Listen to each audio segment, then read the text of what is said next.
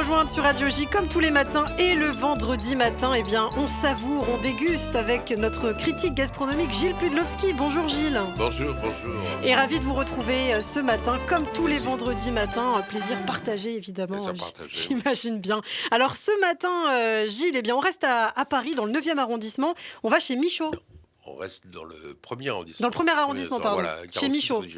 Chez Michaud, on va chez un garçon dont on a déjà parlé.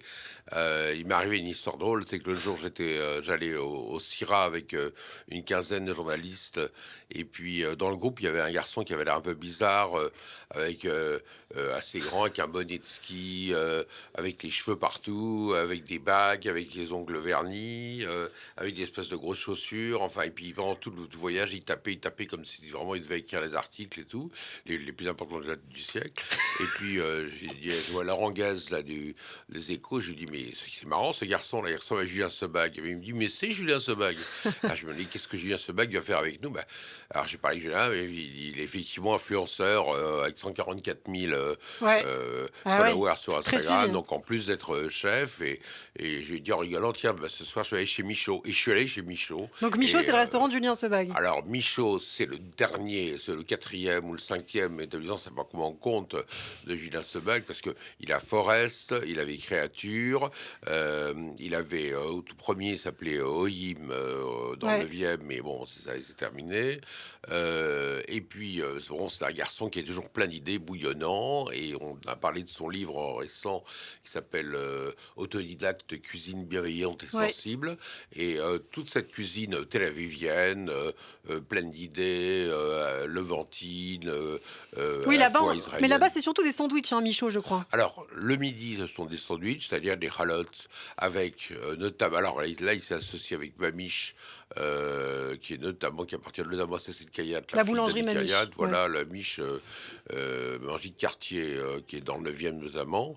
Et pour faire ces râlades, alors les pains avec râla dans lesquels il va mettre du bœuf bourguignon, du différents légumes, parce qu'il a été à l'école des Yalchani et il sait qu'avec des bonnes choses, on peut tout faire. Et la street food en version intelligente, c'est lui.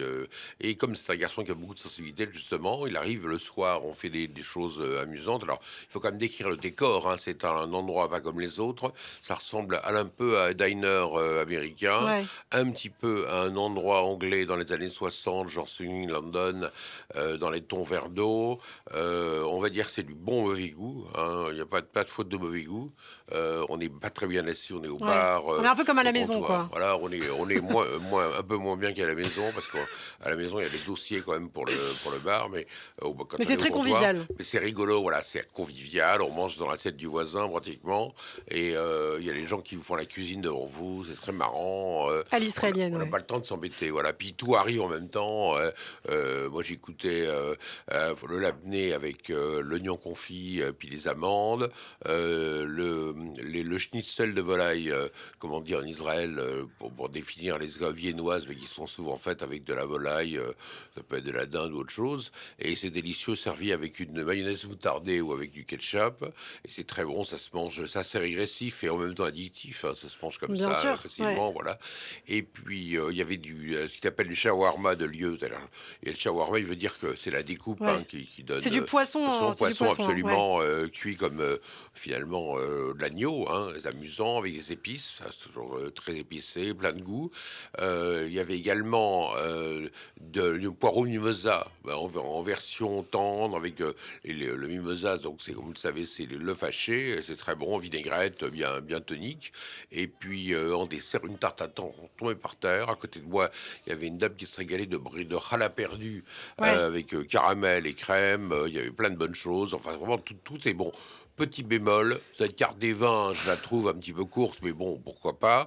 Et puis j'ai bu un truc nature, on appelle ça un vin, mais franchement, pas terrible, qui s'appelle, je crois, le Clos des Mares à Vaison-la-Romaine, cuvée Rosy, ce que je retiens bien quand c'est pas terrible, je retiens toujours. Mélange de cépages rouges et blancs, le nez superbe, et en bouche, on dirait du cidre. Alors, voilà, mais à part ça, c'est très bon, l'endroit est superbe, alors, les gens sont très gentils. Ça s'appelle Michaud, c'est 40 46 rue de Richelieu. Voilà. C'est rue Julien Sebag, c'est ouvert apparemment tous les jours, midi et soir. Et ça coûte pas très cher. Hein. Si vous prenez que des sandwichs, ça sera moins de 20 € évidemment. Repas, vous pouvez aller jusqu'à 40, ça dépend ce que vous prenez. Eh bien, merci beaucoup. Ça s'appelle Michaud, donc le restaurant de Julien Sebag, un des restaurants, le dernier en tout cas. Merci Gilles, à la semaine prochaine.